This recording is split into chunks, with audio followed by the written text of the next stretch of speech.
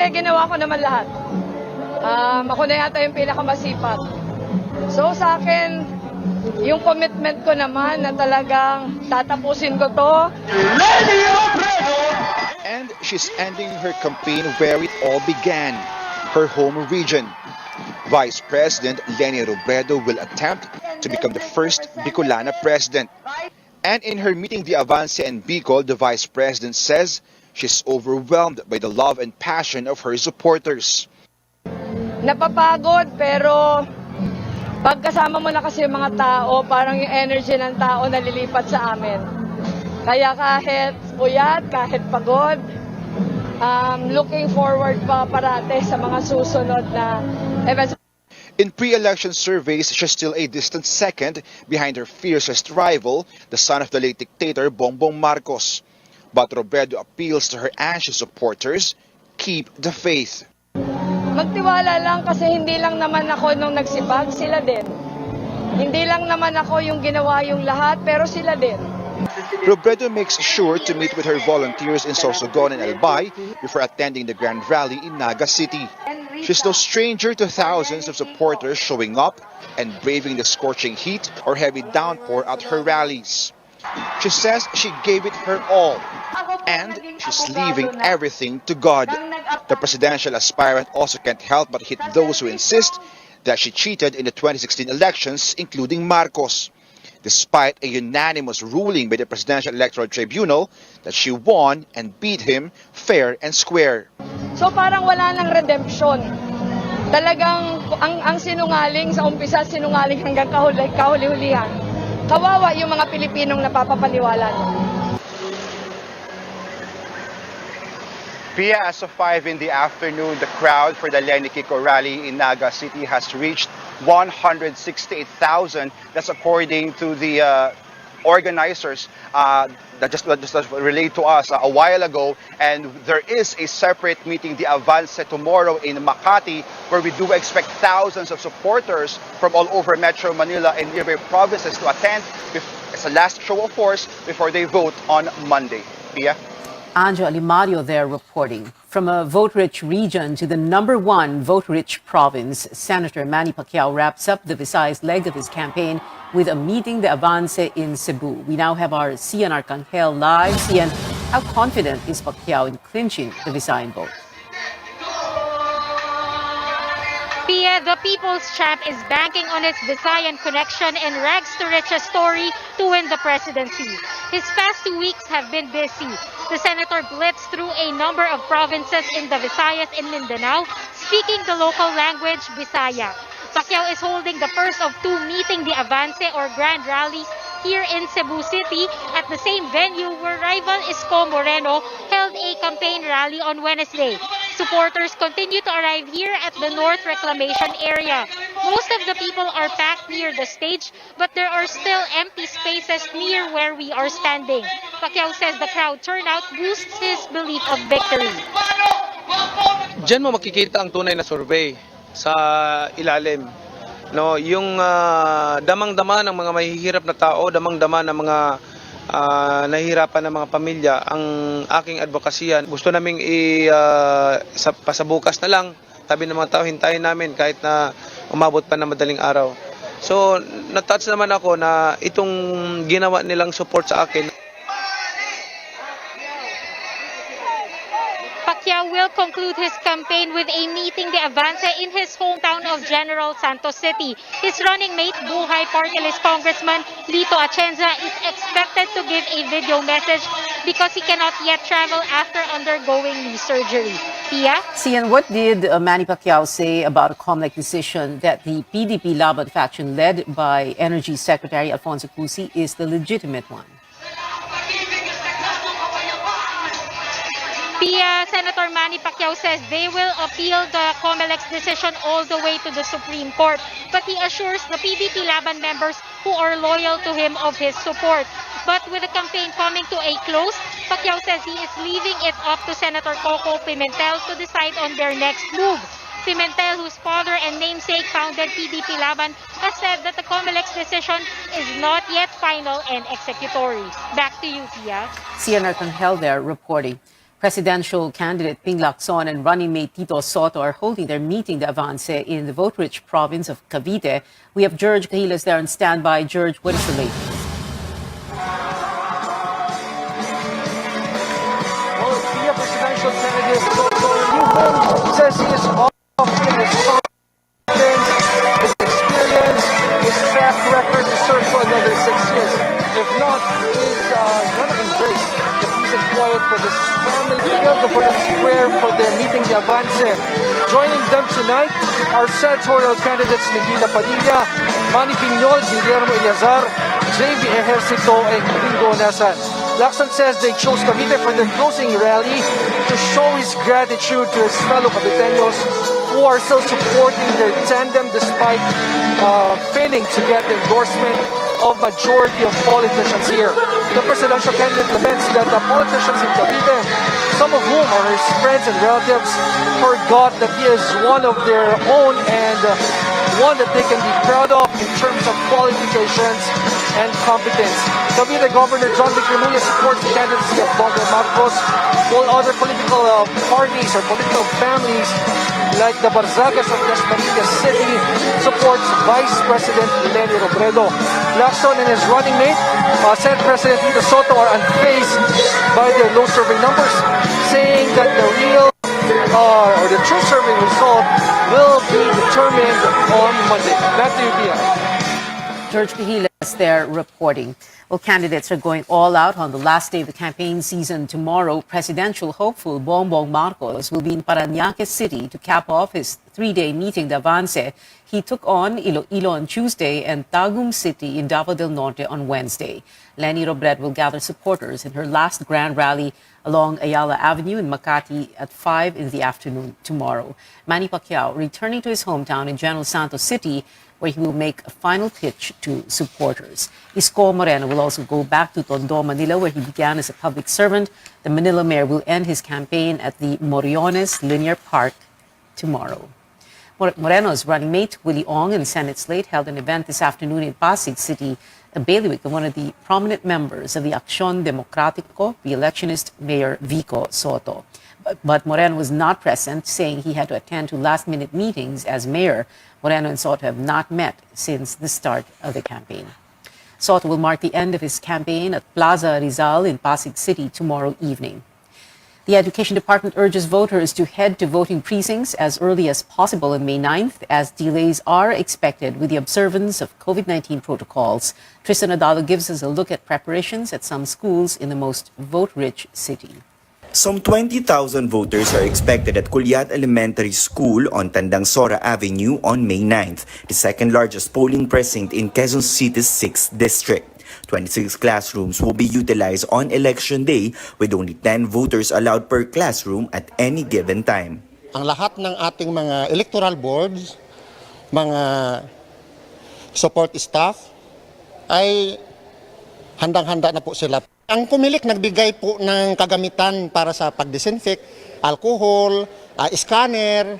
Isolation and emergency assistance rooms have been set up to cater to those who are showing COVID-19 symptoms, as well as the elderly and persons with disabilities. Maaaring mabagal po ito dahil nga sa pila.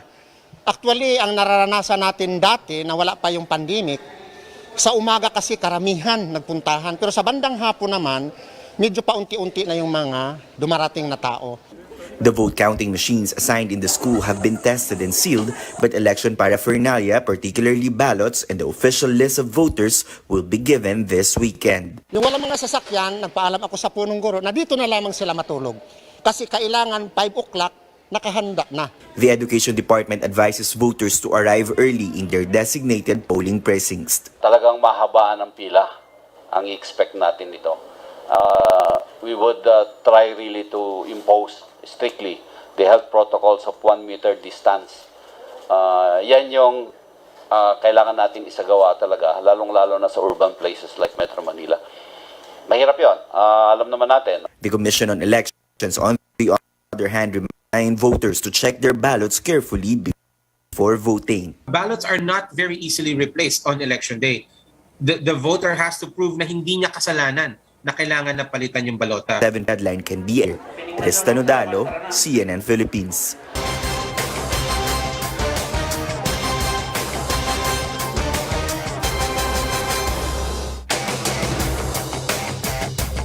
fewer Filipinos were jobless in March as more businesses reopened under the lowest alert level. The Philippine Statistics Authority says the unemployment rate dropped to 5.8% from 6.4% in February. This is the lowest since the record high 17.6% at the height of the pandemic in April 2020. But underemployment went up with over 7.4 million Filipinos seeking more work to increase their income. More stories when we return here on Newsnight. It is official. The faction led by Energy Chief Al Cusi is the legitimate wing of the ruling party PDP Laban. And award-winning singer Taylor Swift ruling the charts again with a re-recording of her track This Love from the album 1989. Stay with us here on CNN Philippines.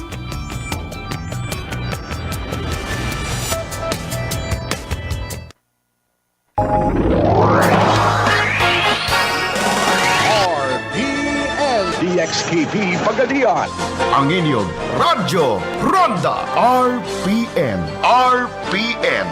Radio Philippines Network. Radio Philippines Network. Live to the world, pinaagi sa FB page, karon mag-download na. Pinaagi sa Google Play o Apple Store, YouTube o Twitter.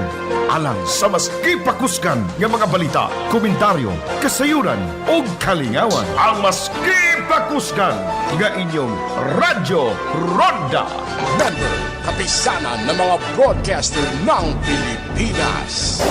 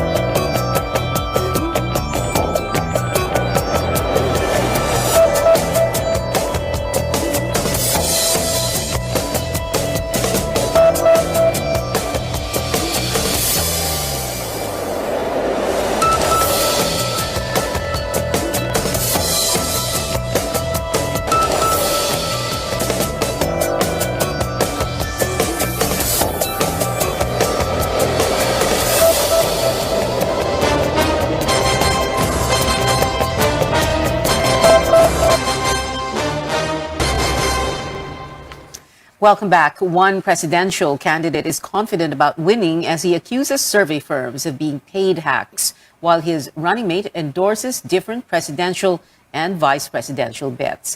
Chrissy Di Matulak has the highlights of the COMELEC and the Kapisanan ng mga Broadcaster ng Pilipinas Forum with Jose Montemayor and Rizelito David, as well as Senator Manny Pacquiao. As the lone presidential candidate who is a doctor, Jose Montemayor vows that if he gets elected, he will increase healthcare capacity and salary for healthcare workers. Montemayor highlighted his credentials as a medical practitioner when asked on how he can improve the health sector during the final round of the COMELEC KBP Pilipinas Forum 2022. I-increase natin yung capacity ng ating mga hospitals. I-increase natin yung capacity ng ating healthcare workers.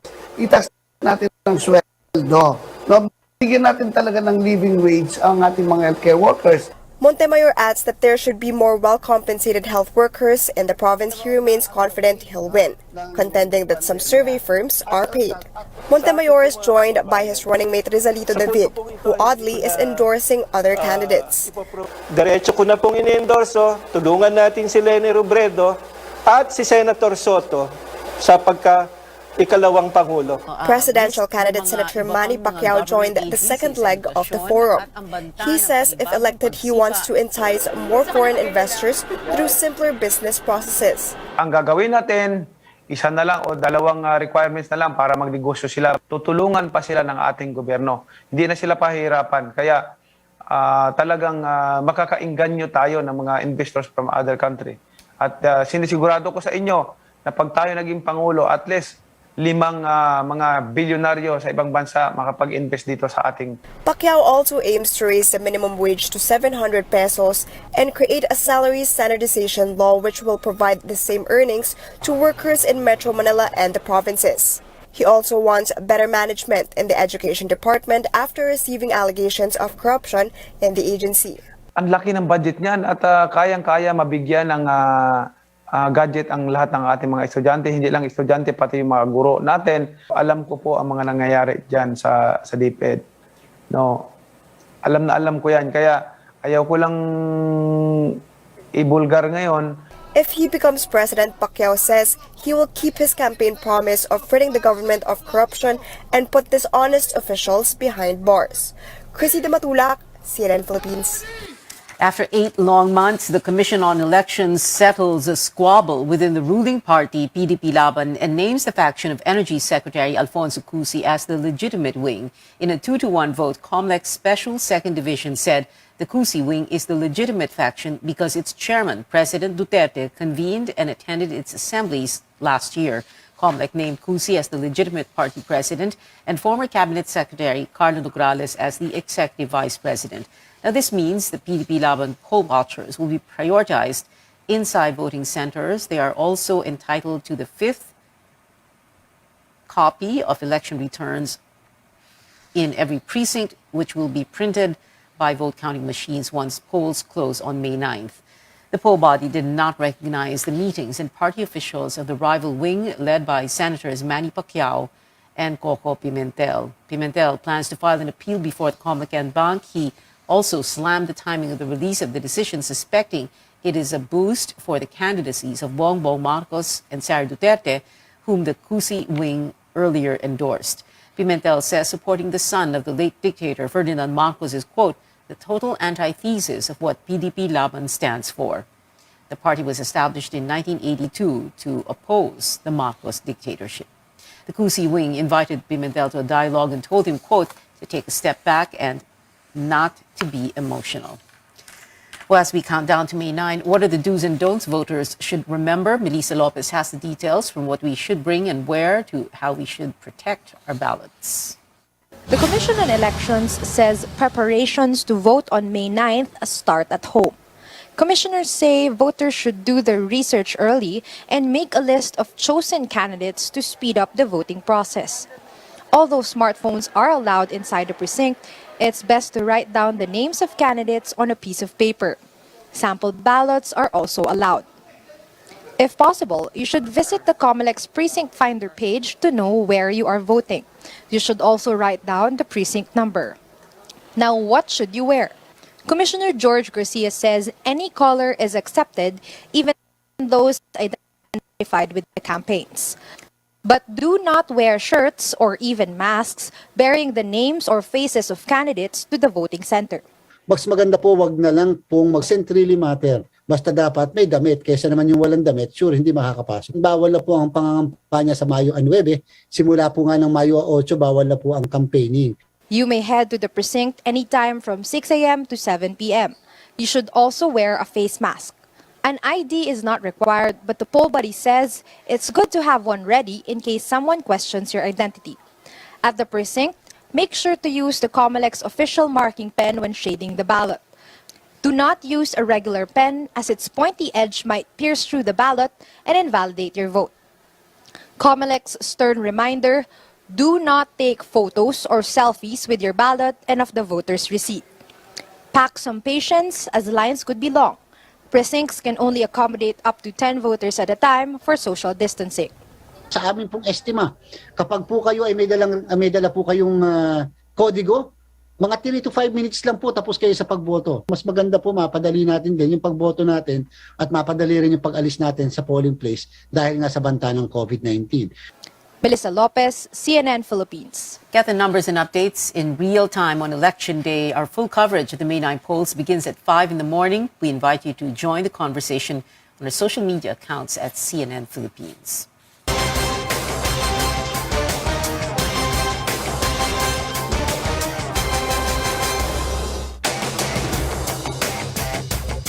Philippine Coast Guard commissions its biggest flagship vessel yet. Amor Santos gives us a look at the new BRP Teresa Magbanwa. This is BRP Teresa Magbanwa, the newest and biggest flagship vessel of the Philippine Coast Guard. And it's now ready to patrol the country's waters, including the West Philippine Sea. 97 meters long, with speeds of up to 24 knots. The Coast Guard says this multi-role response vessel from Japan can endure no less than 4,000 nautical miles. In a ceremony on Friday, it was officially named BRP Teresa Magbanwa after the Filipino hero who fought colonizers in the 1890s. One of her descendants, Angeles Magbanwa Alaba, attended the event. Simply it can be said, total package so ito. Ito na po yung karagdagan sa modernization program ng Philippine Coast Guard. Patibayin at gamitin natin ang Teresa Magbanwa upang sa ganun makatulong at mamayagpag ang ating mandato na garantiyan yung seguridad at humanitarian activities ng Philippine Coast Guard. Its first mission, una sa deployment na nasa isip namin is to send the vessel to the upcoming marine pollution exercise in Indonesia from north to south and east to west. Practically the entire archipelago, dyan natin siya i-deploy, including the West Philippine Sea. the Philippines has filed dozens of diplomatic protests against China's incursions in the West Philippine Sea.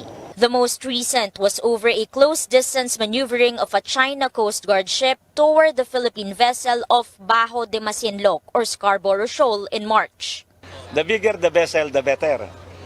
Marinero tayo eh. So mas malaki yung barko natin ngayon, mas mahaba yung panahon na itatagal niya sa dagat, and capability niya to handle sea condition mas maayos. And at par na tayo sa malalaking barko ng mga kaibigan natin sa neighboring countries natin. Kailangan natin mas marami na ganitong klase ng barko. A similar vessel is arriving in the first week of June. Together, the two acquisitions are worth around 7 billion pesos procured through a loan from Japan. The commissioning of BRP Teresa Magbanwa embodies the strong commitment of our two governments to maintain maritime orders under UNCLOS. It also further strengthen the friendly relations between Japan and the Philippines.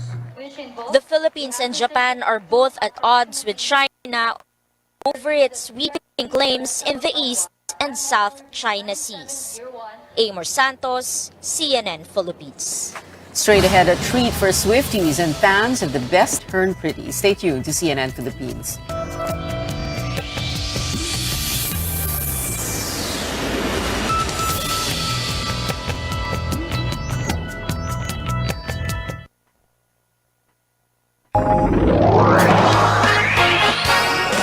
RPN DXKP Pagadian. Ang inyong Radyo Ronda. RPN. RPN. Radio Philippines Network. Radio Philippines Network. Live to the world. Pinaagi sa FB page. Karon, mag-download na. Pinaagi sa Google Play o Apple Store, YouTube o Twitter. Alang sa mas ipakuskan ng mga balita, komentaryo, kasayuran o kalingawan. Ang mas ipakuskan ng inyong Radyo Ronda. Member, kapisanan ng mga broadcaster ng Pilipinas.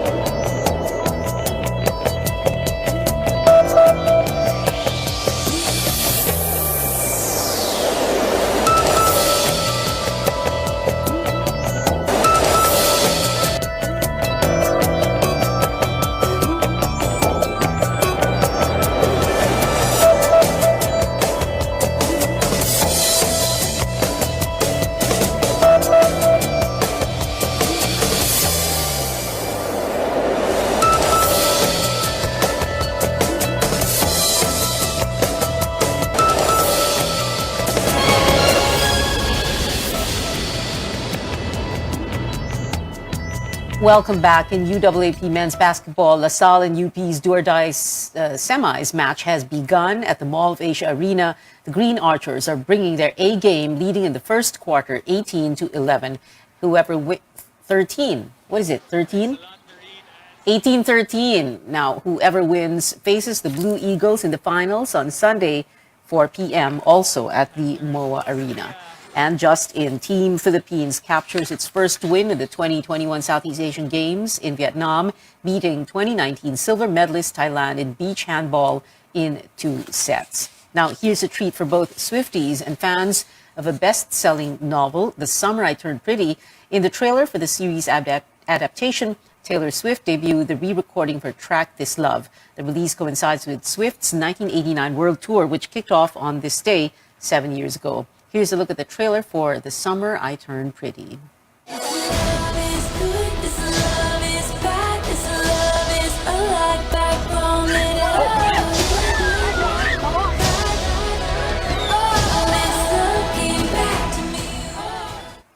The show drops on Amazon Prime Video June 17th. And that is it for now. Join me again on news.ph at 7 p.m. I'm Pio Ontiveros for Newsnight, where we go above and beyond the headlines.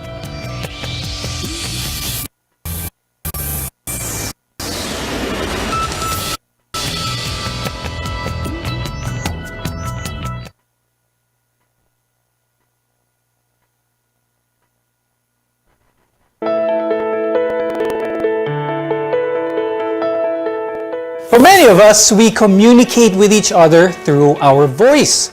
Think about how much you talk every day, at home, at work, or even when you're on the phone. We spend so much time using our voice, but spend very little time caring for it. This is why most of us have experienced a raspy or strained voice at some point. It's especially prevalent among voice professionals like performers, call center agents, teachers, as well as reporters, but it can happen to anyone. On the program today, we'll talk about ways to care for your voice, the different voice problems that you may encounter, and how best to treat them. I'm Dr. Freddy Gomez, and welcome to MedTalk Health Talk right here on CNN Philippines.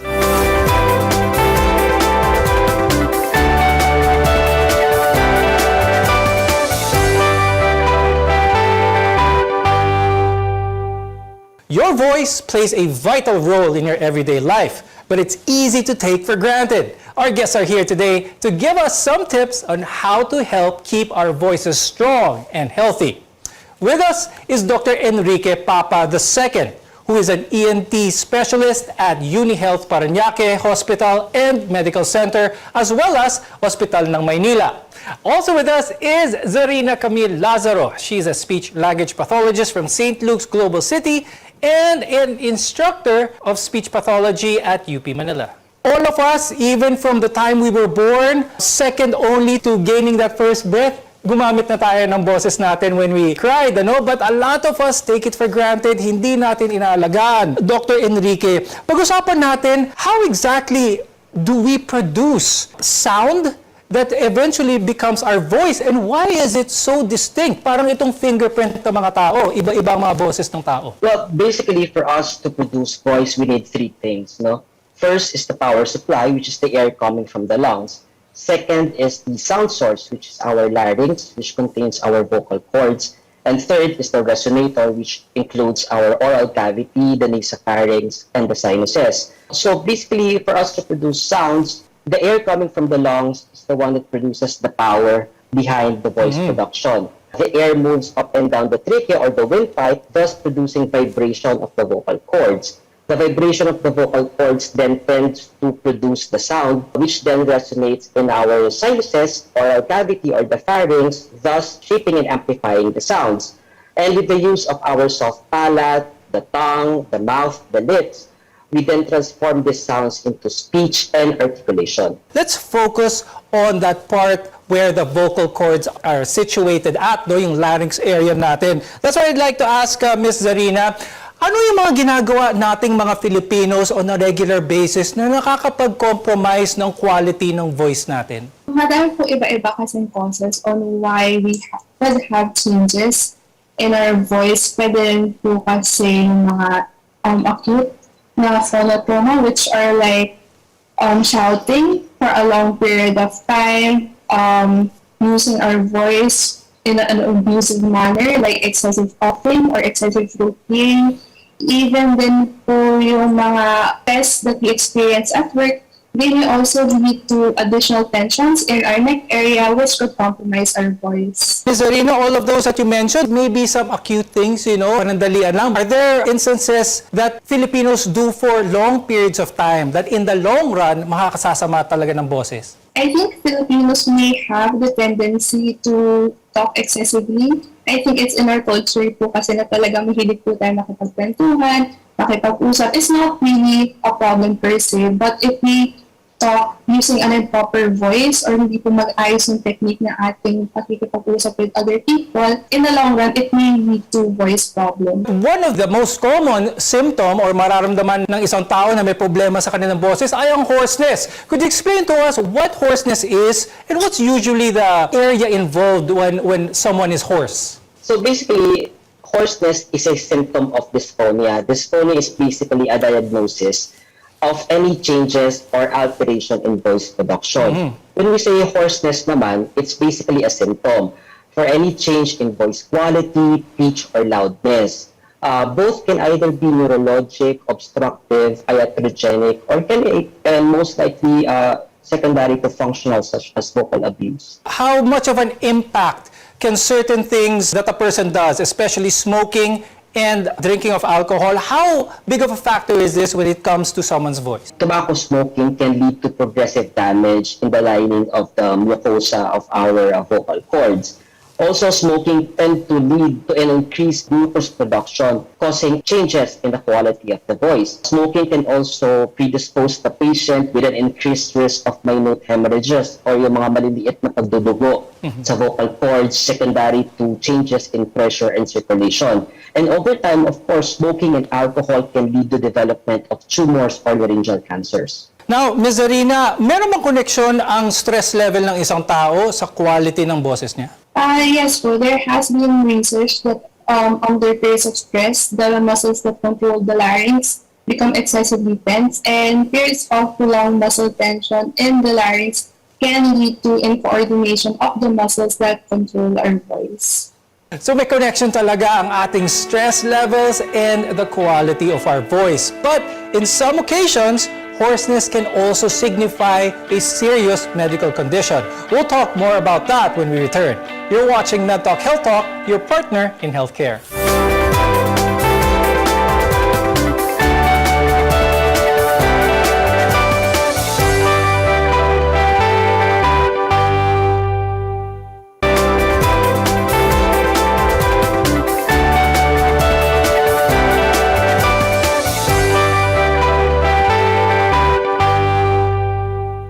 I'm Dr. Freddy Gomez, and welcome back to MedTalk Health Talk, where caring is our calling.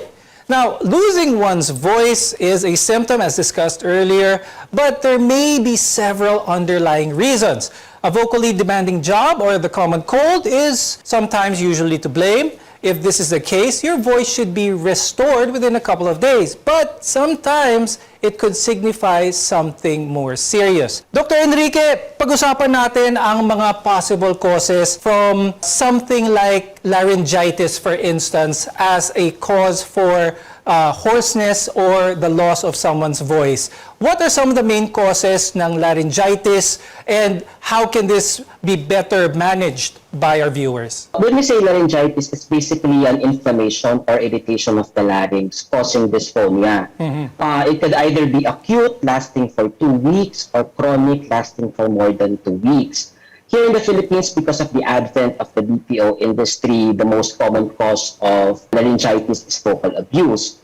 Other causes would include your respiratory tract infections, such as cough and colds, infections such as TB, and also reflux or gastroesophageal reflux disease. In case, Dr. Enrique, nakapag-voice rest na ang ating mga viewers, but the persistence of hoarseness is still there. Garalgal ang boses siya, very raspy. Is there something probably in their vocal cords that could warrant a checkup with their ENT? First things first, it's very important that we provide a thorough history and physical examination in any patients who is hoarse or namamalat.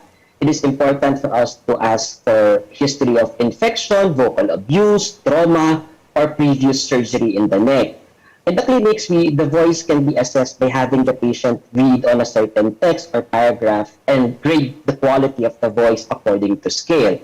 It is also very important that we take note about the timing and duration of hoarseness. Because for us ENTs, any hoarseness or pamamalat ng boses that is lasting for more than 2 weeks warrants further examination such as laryngoscopy.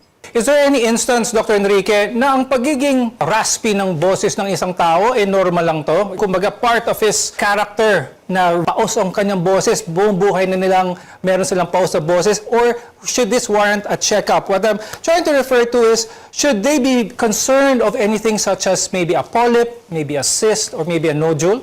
Basically, if the patient has the same quality of the voice ever since, it is important that we take note of other diseases, maybe anatomic variations in the length or width of the vocal cords, but we must also rule out other causes such as lesions, nodules, cysts, and sometimes masses in the larynx. You also mentioned some infections, Dr. Enrique, and one of that which is prevalent here in the Philippines is TB.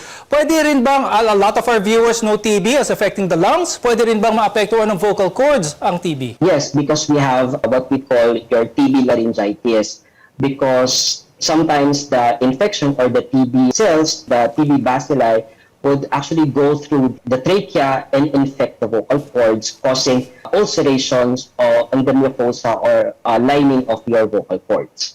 Now let's talk about voice used as a livelihood by a lot of people, and these are call center agents, professional singers, public speakers, teachers. Marami talagang trabaho that rely on their voice as their ways of livelihood. Ms. Zarina, pag-usapan naman natin yun. What is it about the voice care of some, let's put for example, professional singers who are able to sing in a concert night after night, tuloy-tuloy na buo pa rin ang boses, maganda pa rin ang boses, very very healthy. But some people probably partied too hard the night before, the next day wala na yung boses nila. What type of mannerisms, maybe healthcare practices should our viewers know about para ma-maintain ang magandang quality ng voice? With regards to the frequency of drinking water, it should be, I would recommend to my patients to drink at least every hour. And then, for the specific case that you've mentioned, singers are professionally trained, so it's really about vocal technique. Okay. So they may tend to avoid caffeinated beverages or alcohol. However, if you do drink those kinds of beverages, it would be better for you to balance the intake with water.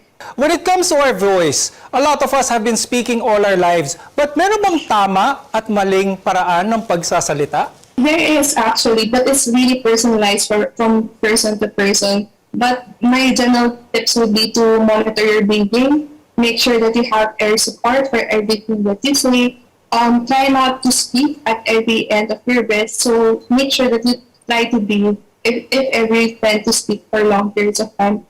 Also, try to monitor the pitch of your voice since you're not really conscious about yung tono nga po ng ating mga boses. We may tend to speak at the higher end of our voice range or at the lower end of your voice range. So it's up to us to find what our optimal pitch is. Okay, but Ms. Zarina, Dr. Enrique talked about kung yung power source ng ating voice, which is the air from our lungs.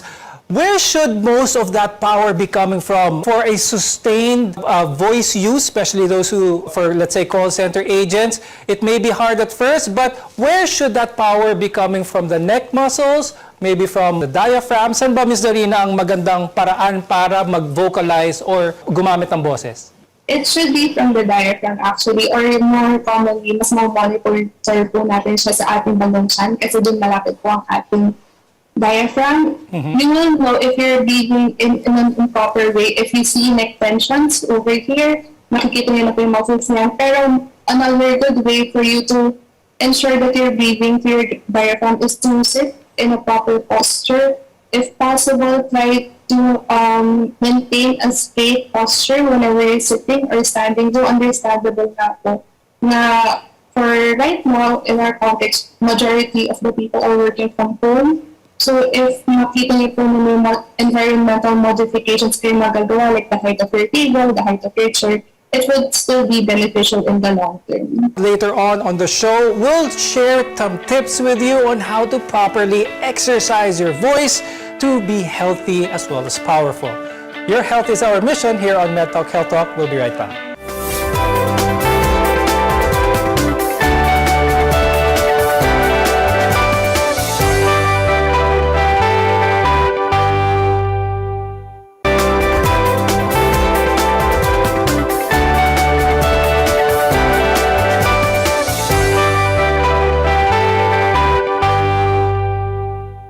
I'm Dr. Freddy Gomez, and this is MedTalk Health Talk, your partner in healthcare.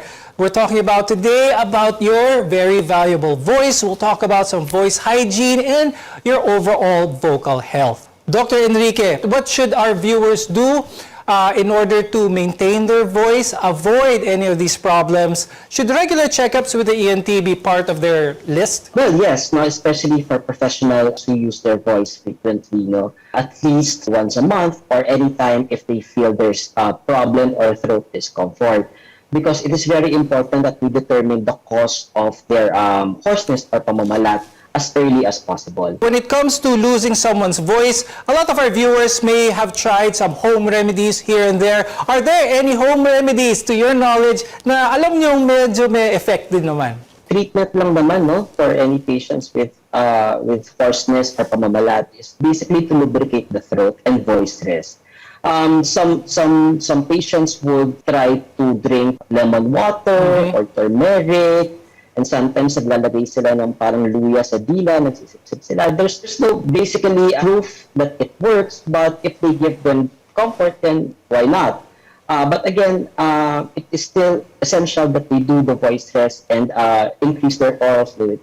One of the more serious ailments of vocal cord is that of vocal cord cancer. When it comes to vocal cord cancer, we have to be serious about this, Dr. Enrique, because how can our viewers be very wary about this? What are some of the telltale signs that should prompt them to seek checkups? Number one, if namamalat ka or namamaos ka, that is progressive and lasting for more than 2 weeks, you warrant already a laryngoscopy. If you find lesions such as nodules or cysts, then we surgically remove that and send it to biopsy. On physical examination, madali namang mag-check if mukhang cancer or mukhang pre-malignant yung lesion. So pag ganun, we do biopsy and we treat it accordingly, either through surgery or radiotherapy or both. The very important thing to remember is that if hindi bumabalik ang boses ninyo ng mahigit 2 linggo. Now, Ms. Zarina, when it comes to exercising our voice, meron mong mga exercises na makaka-benefit sa power or sa sustainability ng boses sa isang tao? I'm sure aspiring professional singers, maybe call center agents would benefit from anything that will strengthen their voice. First off, relaxation. It's really important to maintain a relaxed voice in order to produce a good voice. So some examples of relaxation exercises are just simple stretching of the neck. Yung mga ginagawa po natin pag nag-warm up during workouts, like yung pag-stretch ng neck downward, upward, and even to the sides. We could also do a couple of breathing exercises in order for you to monitor if you're applying diaphragmatic breathing. So you could put one hand on your chest and one hand on your stomach and just inhale and exhale and monitor if mas gumagalaw ba yun sa stomach mo, which indicates that you're applying more diaphragmatic breathing, and monitoring if there are any tensions in your neck to indicate if hindi ba efficient yung breathing pattern ninyo. You could also actually search on YouTube some vocal warm-ups. A lot of my patients find lip trills very easy to do since they follow those videos on YouTube, and I recommend that they do those lip trills before a vocally demanding task. And with that, I'd like to thank ENT specialist Dr. Enrique Papa II and speech pathologist Ms. Zarina Lazaro for sharing with us your very valuable insights. We learned a lot from you both today, very important information with regards to our voice. Thank you very much. I'm Dr. Freddy Gomez, and thank you for watching MedTalk Health Talk. We'll see you again next time.